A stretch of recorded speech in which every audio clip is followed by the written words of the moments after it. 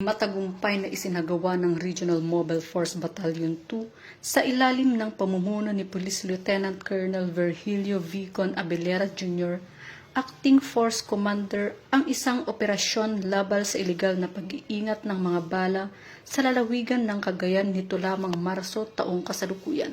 Sa bisa ng Search Warrant No. 27-2025, hinalughog ng mga operatiba ang tirahan ng isang individual na kiniralang si alias Bilis, 67 taong gulang, may asawa at residente ng Barangay 2, Enrile, Cagayan. Sa isinagawang operasyon, natagpuan at nakumpiska ng Regional Mobile Force Battalion 2, katuwang ang Regional Intelligence Division 2, Regional Explosive and Canine Unit 2, 1st Cagayan Provincial Mobile Force Company at Enrile Police Station ang isang link ng caliber 5.56 mm na naglalaman ng 208 pirasong bala, nakaimbak na isang polymer ammunition box, isang galon na kulay lila na may 461 na piraso ng bala ng 5.56 rifle at 77 piraso ng bala para sa caliber 30 carbine rifle. Matapos ang pagkakakumpiska, agad na isinagawa ang inventaryo sa presensya ng anak ng suspek,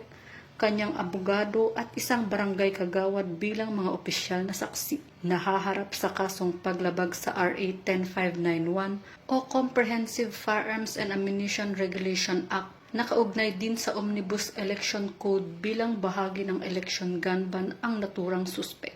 Ayon kay Police Colonel Abelera Jr., isang malaking tagumpay ang operasyong ito sa pagsugpo sa ilegal na pag-iingat ng mga bala, lalo na't nalalapit na ang halalan. Ang Regional Mobile Force Battalion 2 ay nananatiling nakatuon sa mandato nitong tiyakin ang kaligtasan ng publiko sa pamamagitan ng mahigpit na pagpapatupad ng batas. Mula dito sa Lambak ng Cagayan, ako ang inyong PNN correspondent, Patroluman Balyada, alagad ng batas, tagataguyod ng Balitang Pulis.